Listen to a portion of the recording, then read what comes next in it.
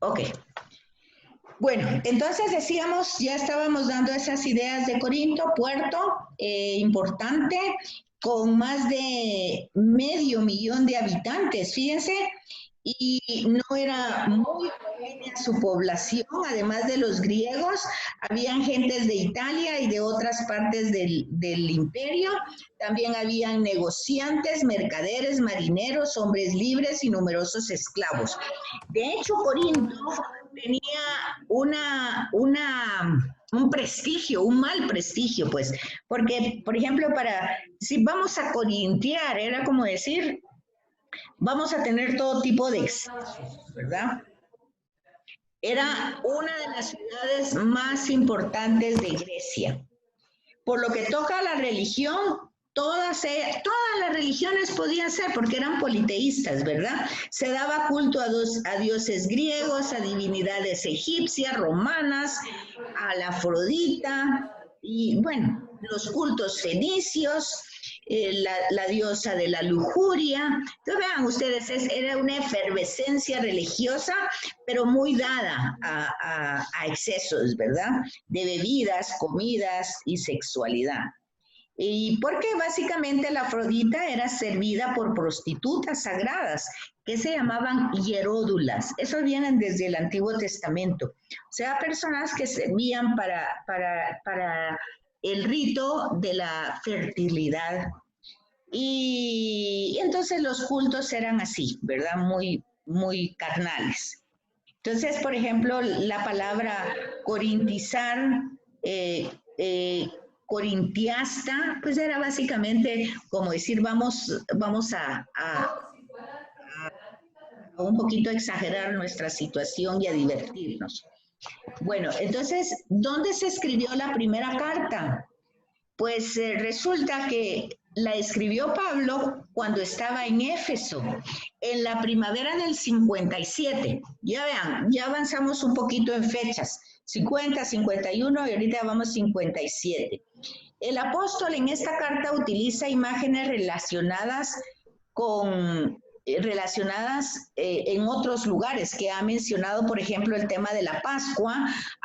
Acuérdense que como no está totalmente con judíos, pues una mezcla de población, entonces él tiene que explicar el tema de la Pascua, el tema de los ácimos, va comparando la vida abnegada del cristiano como de corredores que van llevando todo a una meta.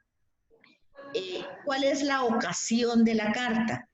Pues Pablo había escrito anteriormente, pues otra carta que no había llegado. Parece esa carta no tenemos. Parece que la carta a los Corintios como que habían sido 3 y nosotros solo tenemos pues la 1 y la 2, que así la tenemos, pero parece que antes de esa había otra, por algún relato que él hace en la carta. Y las gentes de la casa de Cleo llegan ahora a Éfeso y le informan al apóstol sobre discordias, divisiones, partidismos existentes en las comunidades. Aquí es donde Pablo habla, ¿verdad?, de que quién es el que nos salvó. ¿Acaso fue Cefas?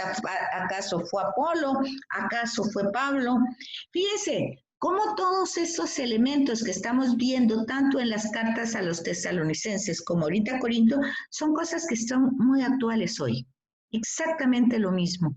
Hoy, aún dentro del movimiento católico, las personas se consideran diferentes si son de colores, si son talleres de oración, si son carismáticos, si son opus, si son catecúmenos. O sea, todas esas divisiones hacen de que el mensaje no sea vivido con la integridad que esto tiene que hacer, ¿verdad?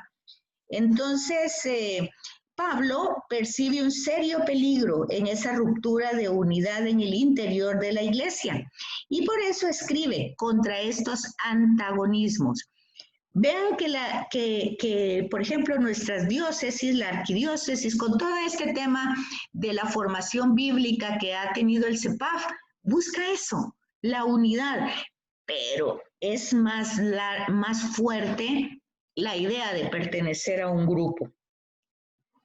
Antes también se intentó se ha intentado varias veces crear la unidad.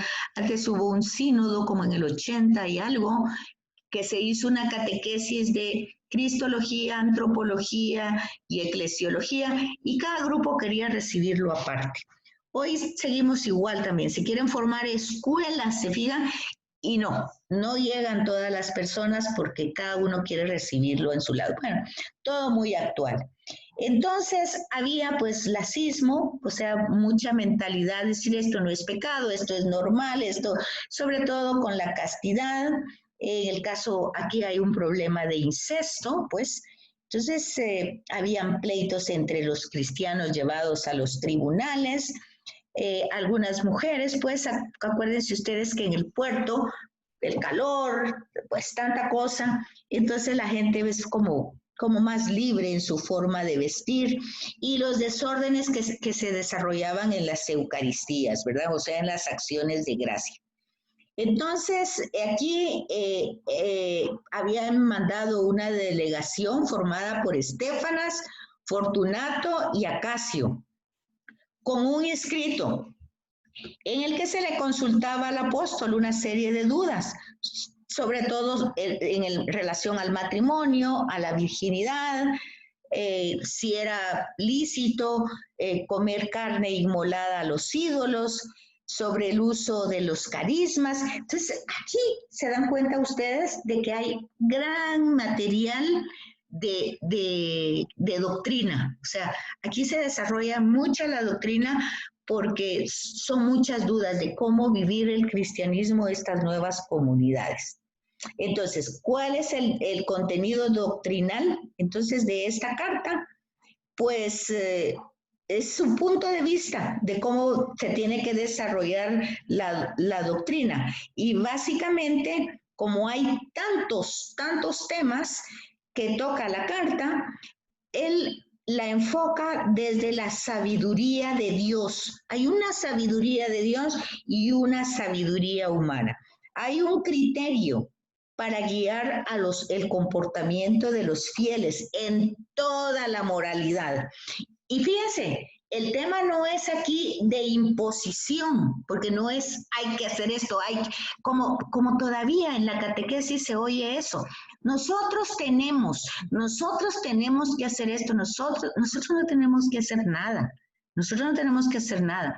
Lo único que realmente, si creemos que Jesús es el Señor, el Dios de nuestra historia, lo único que debemos pedirle que podamos hacer es abrirnos a su gracia, abrirnos a su amor, como decía el Evangelio de ayer. Al que tiene esa apertura se le dará más, y al que no tiene, lo poco que tiene se le quitará. Aunque la gente siempre ha pensado que eso tiene que ser en términos económicos, y nunca entiende ese evangelio. ¿Y cómo va a ser que el que poco tiene se le va a quitar y al que tiene mucho está pensando en dinero? No, aquí no es, el enfoque no es monetario. Es decir, el discípulo que se abre al amor de Dios, a la gracia, siendo pecador, se da cuenta, porque Pablo es eso, Pablo ha sido asesino, ha matado, ha perseguido a la iglesia, él se conoce, sabe quién es él. Pero él, ante la experiencia de Jesús vivo, Jesús Señor de la historia, él se abre a su amor. Entonces, al que se abre, al que tiene esa actitud, pues el Señor le va a dar gracias para ir desarrollando ese amor, esa fe, esa caridad. Es lo único que hay que hacer. De ahí que hay que orar, que hay que hacer ayuno, que no hay que hacer nada. Usted solo ábrese a la gracia del Señor, que es la parte de la doctrina de Pablo. Pero como esa doctrina no entra en contexto de su experiencia pascual con Jesús resucitado, entonces la gente lo pone como normativa. Pues decía, hay que ver de dónde surge la normativa moral. No surge de obligaciones y no surge de eso. Surge realmente de ese encuentro personal con Jesús y de esa sabiduría divina que va de alguna manera, si se lo permitimos, va actuando en nuestra humanidad. Y de ahí entonces la moral cristiana y la doctrina, pues simplemente es pues creer en Él. Si se cree en Él, se ayuda, se apoya, se solidariza en las necesidades a los otros y se espera en Él, siempre, porque Él es el que lleva los lazos de la historia. Él no está confundido, ni perdido, ni nada. Él es el Señor de la historia. Entonces, en ese orden de la carta hay un esquema teológico y un esquema doctrinal. El esquema doctrinal va más bien con un sentido de pastoral, o sea, pastoreo, de acompañamiento en la formación. Y por eso es importante distinguir las partes, ¿verdad? Primero está la introducción, el epílogo. En la introducción está el saludo, la gracia, todo eso, lo que decimos en la introducción de la misa, el amor del Padre, la gracia del Hijo y la comunión del Espíritu. Bueno, luego aborda los temas de abuso. ¿Cuáles son las divisiones, el incesto, los pleitos, las faltas de pureza? Esto no es un tema contra la sexualidad ni contra nada, sino que es simplemente entender de que el cuerpo es el templo. Eso es lo que ha dicho Jesús. Entonces el cuerpo es el templo de Dios.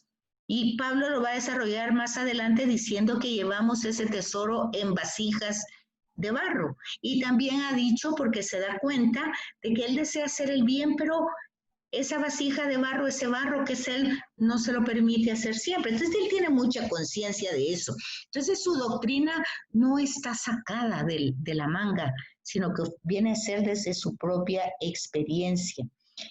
Y en la segunda parte entonces habla ya del matrimonio, del celibato, de las carnes sacrificadas, de cómo se debe celebrar las reuniones litúrgicas, las gracias, o sea, las gracias como regalos y los carismas como don, o sea, todo esto como que se mezclan, digamos, los dones, los carismas, las virtudes, los frutos, pero básicamente él las distingue desde distintas formas. Entonces todo eso habla, también habla de la resurrección de los muertos. Y al final termina su carta en favor a los fieles de Jerusalén y los proyectos que va a desarrollar en su otro viaje, ¿verdad? Y las exhortaciones. O sea, termina con una parecía, no es parucía. Parucía es la venida del Señor, la segunda. Y la parecía es exhortación. O sea, ya se dio el anuncio, ya se dio la formación, ahora él exhorta.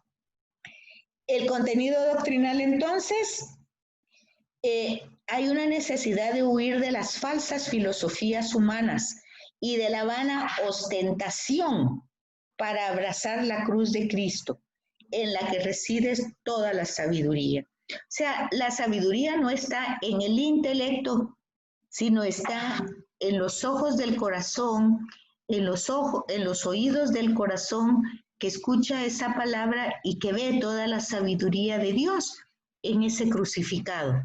Fíjense, eso aún hoy no se comprende. Ese tema de que todo el amor de Dios está plasmado en la cruz, no hay manera, no hay manera.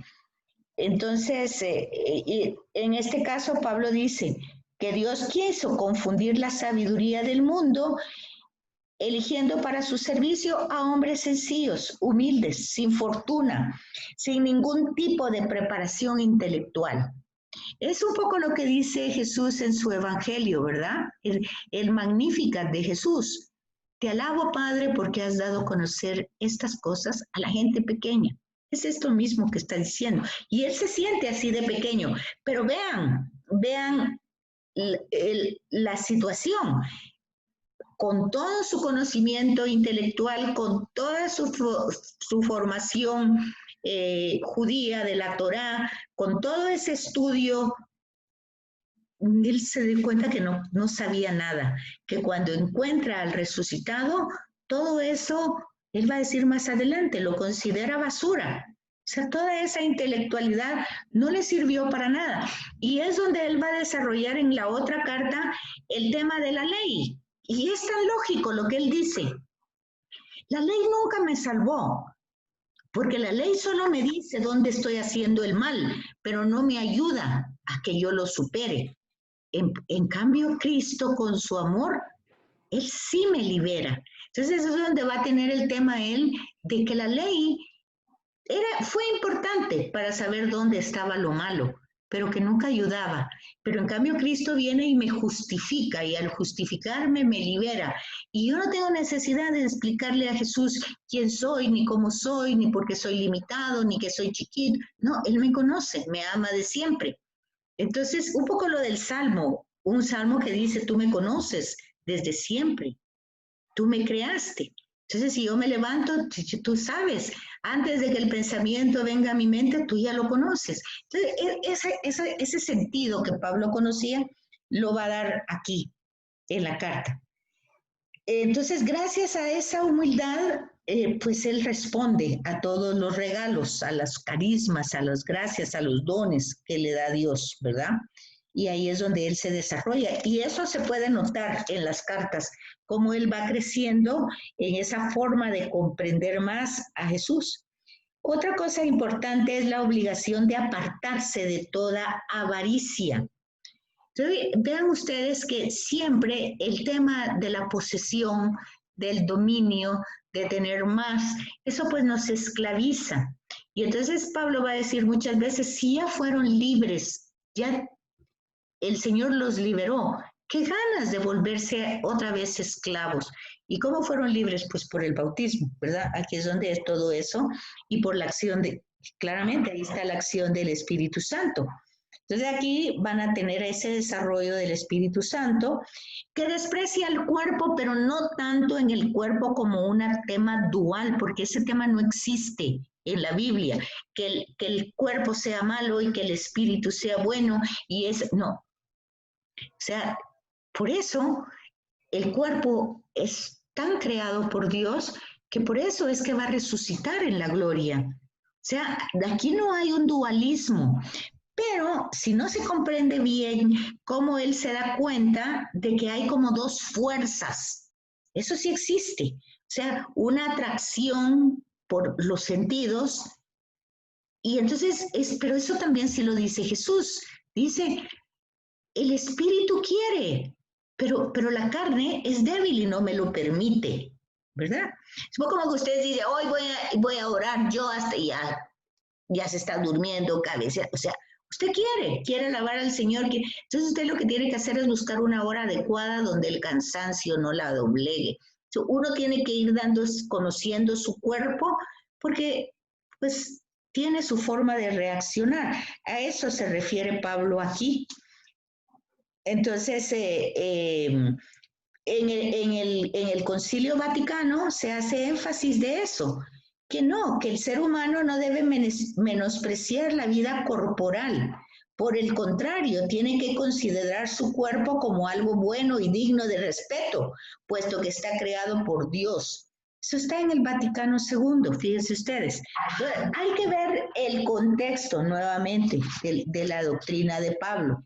Luego otro tema es el del culto pagano.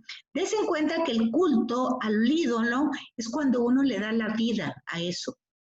Por eso el Papa Francisco va a decir que la riqueza es un culto, es un ídolo que se le da. Y por eso es problema de actitud, no es problema de tener riqueza, es el problema de la actitud que tienen las personas que tienen riqueza. O sea, su forma de poder, no sé, todo ese tipo de cosas que se ve aún dentro de la acción de gracias o de la Eucaristía, que eso lo va a tocar Santiago en su carta. Dice, ¿cómo va a ser eso que en las comunidades venga una persona bien vestida, elegante y todo, y usted le da un lugar porque, esta persona lo merece? Y en cambio viene un mendigo todo, y ¿cómo va a ser eso? Dice, ¿verdad? Entonces, todo eso, pues ya pasaba en las comunidades primeras y pasa también en las nuestras. Entonces, los carismas, el capítulo 13, y por último, pues habla de la resurrección de los muertos y la fe en el capítulo 15. La carta de los Corintios es una carta bastante grande, la primera. Y la segunda, bueno, ¿de dónde escribe esa carta? Desde Macedonia, más o menos en el año 57-58. ¿Cuál es la ocasión de la carta? Pues entre la primera carta a los Corintios y la segunda debieron ocurrir una serie de acontecimientos que motivaron a San Pablo a dirigirse de nuevo por escrito a estos fieles de Corinto.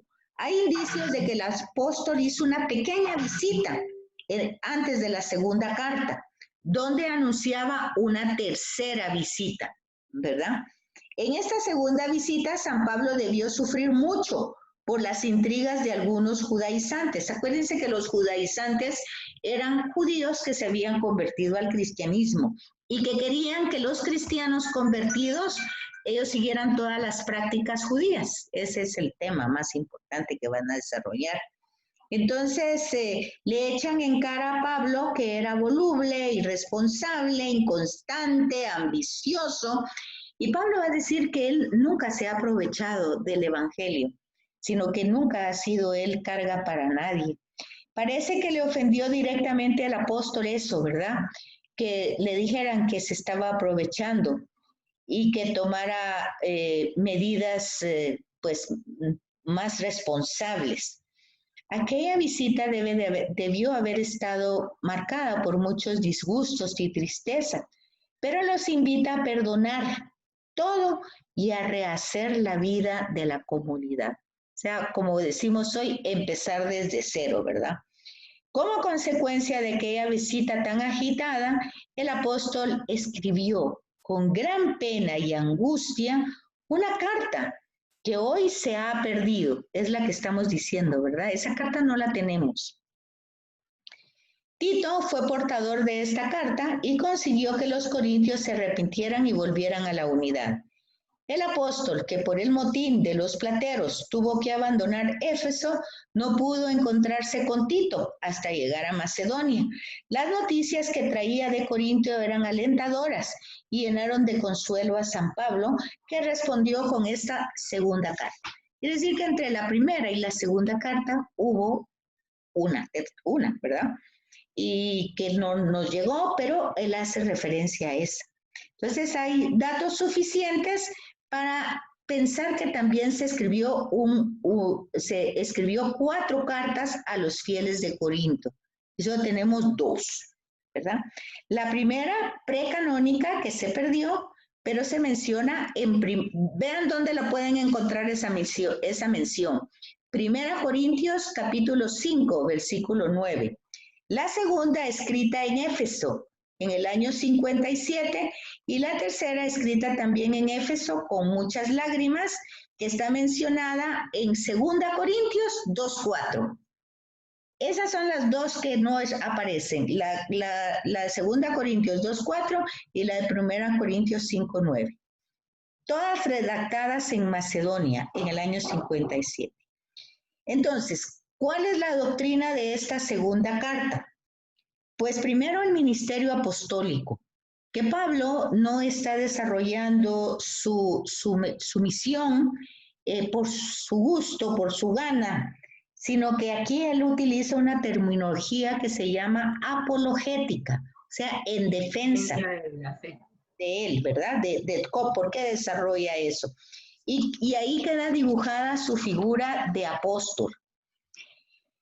También habla de la colecta a Jerusalén, ya que en la primera carta había movido a los cristianos más pudientes para que ayudaran a los de Jerusalén que se encontraban en dificultades.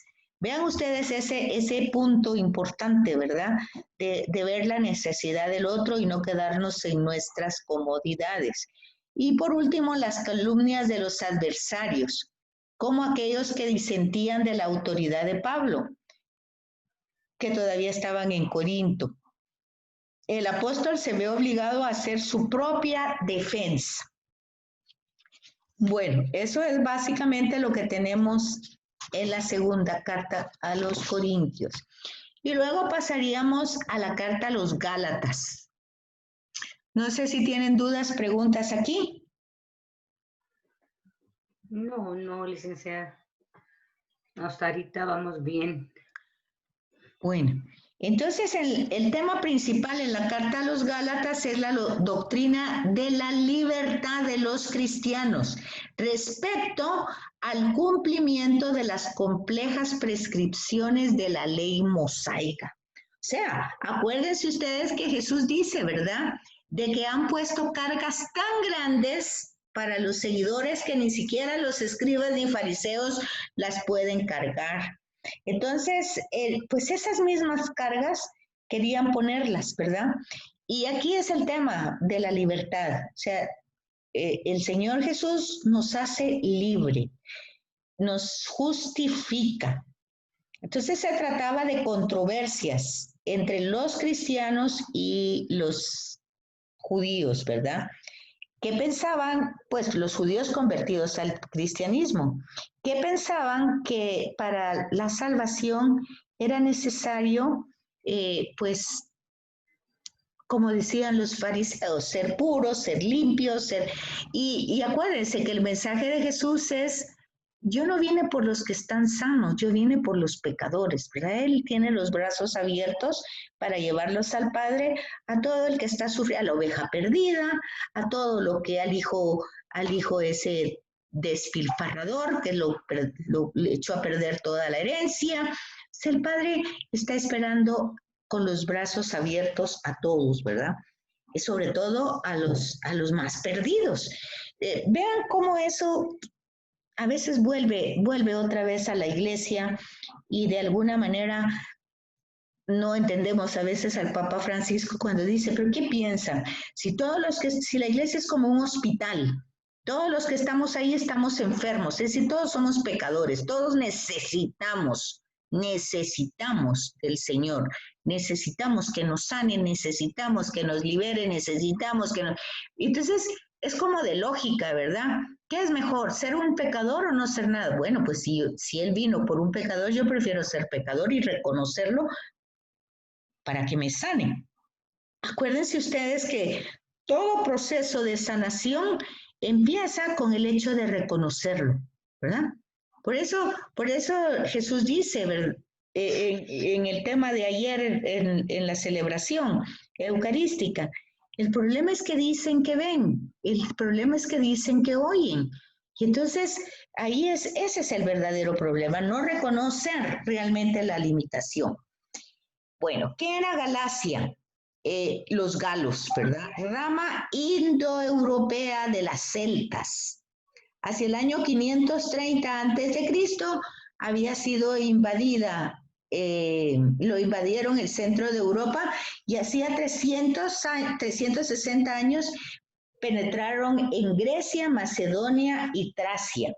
En el año 278, a invitación de Nicomedes, rey de Bitinia, pasaron a Asia Menor y se establecieron al noreste de Frisia. En esa región es la de Galacia, en el sentido estricto. La los Gálatas, ¿verdad? Pero más tarde, después ellos, con el Imperio Romano, pues ellos se fueron uniendo por Pompeyo y en el año 64, pues va siendo un territorio más amplio con las regiones de Paflagonia, Pisidia, Panfilia, Liconia y parte de Sicilia, que son los nombres que utiliza Pablo en sus viajes, ¿verdad?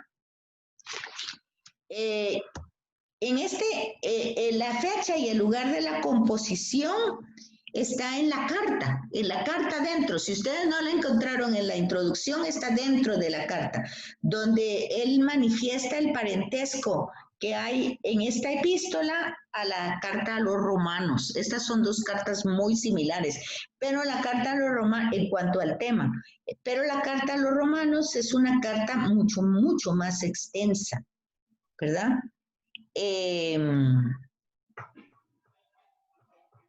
Esta carta está más o menos ubicada en el año 58 Bueno, la carta a los romanos es la de 58 y de los Gálatas debió ser escrita antes, en el año 57. Se nota porque en la carta de los Gálatas los temas no están tan desarrollados como en la carta a los romanos.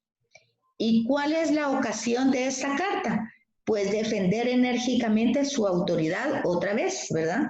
Afirmar con aplomo que la salvación se obtiene no por ninguna ley judía, ni por la circuncisión, ni por la observancia de la ley, sino por solo tener a Cristo como Señor. De ahí viene aquella frase, ¿verdad?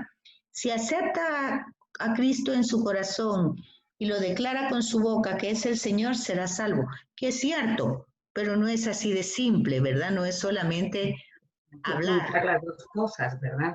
Vivirlo, aceptarlo, vivirlo. Exacto. Y en esta parte, pues vemos que el apóstol tiene adversarios. Resulta que esta carta fue escrita después del concilio de Jerusalén y que abolió el tema de la circuncisión y de los falsos predicadores. Y entonces, acuérdense ustedes que Pedro había dicho al principio, cuando iban a escoger a Matías como sucesor de Judas, que alguien que iba a ser apóstol, alguien que había conocido al Señor, que había estado con ellos y todo. Y Pablo no tenía nada de eso, ¿verdad? Entonces, vean entonces que ese es el problema. Lo importante es que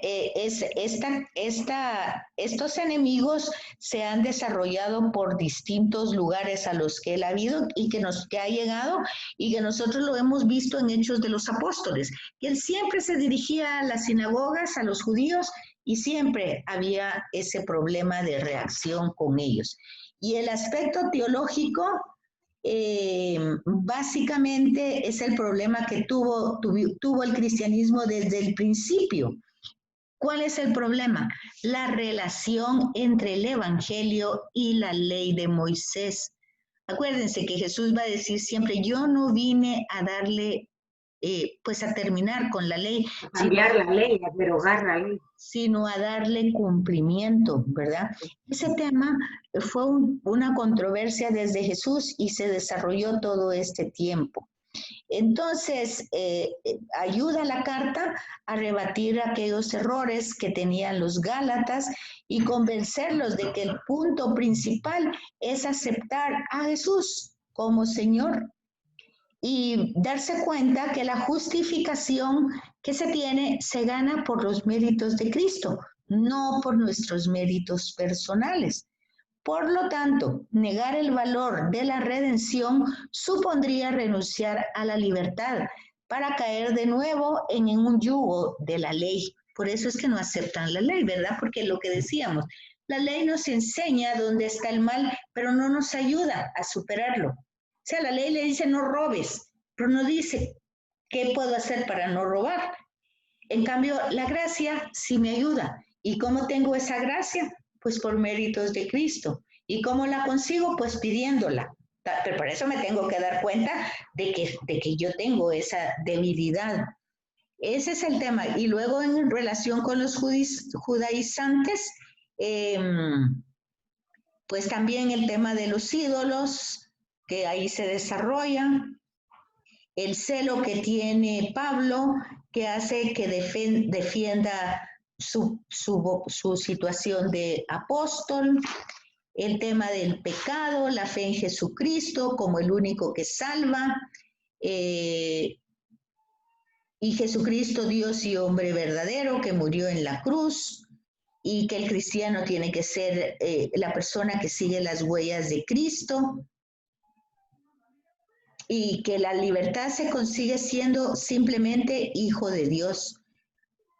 Una realidad que nos exige morir a los vicios y a la concupiscencia de la carne, para tener una nueva vida que se da por la gracia, y que estos son frutos del Espíritu Santo, no son obras nuestras, o sea, no se produce ni por nuestros méritos ni por nuestras acciones, se producen dejando actuar al Espíritu del resucitado en cada uno de nosotros.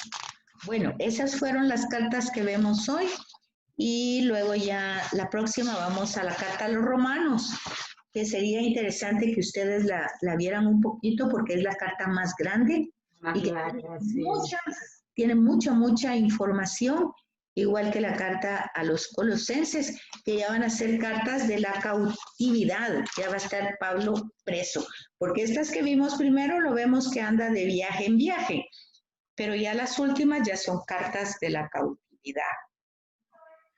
Así es que ya se va a terminar, nos quedan 2 minutitos, no sé si tienen dudas, preguntas. Pues no, Betsy, yo estoy bien, gracias. Estamos bien. Entonces, solo que por favor, con los datos que ustedes sacaron, que vean si van de acuerdo a lo que vieron en la introducción o si tienen chance de entrar un poquito a las cartas para ir sacando algunas preguntas, dudas o no sé, o enriqueciendo el tema con notas de pie de página y solo. Y ya nos quedan solo dos clases más, ¿verdad? Que serían las últimas cartas. Betsy, una preguntita. La carta entonces a los Gálatas no tiene un año específico. La carta a los Gálatas, me parece que sí. 57, creo que dijiste. Pero me voy a ver aquí. Gálatas año 57. Sí. Ajá, sí, dice la epístola de Efesios enviada a Roma, las Gálatas debió haber sido escrita en el verano del año, en el verano u otoño del 57, probablemente desde Éfeso. Gracias, Betsy. Muy bien.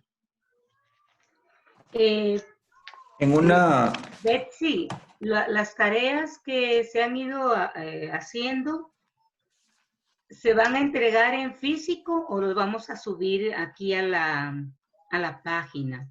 Sí, yo creo que en una sola carpeta, todas juntas.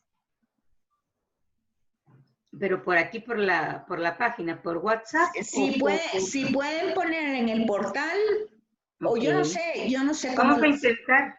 Okay, si ponemos en la plataforma de la escuela, entonces ahí. Sí, no se pudiera. WhatsApp. Sí, se pudiera. Ajá. Sí, Betsy tiene que crear el momento para subirla. No la puede subir sola. Creo que es más fácil mandárselo a su correo. Ok, voy a ver eso entonces. ¿Cuál es su correo, licenciada? No, pero déjenme ver primero en el portal. Ok.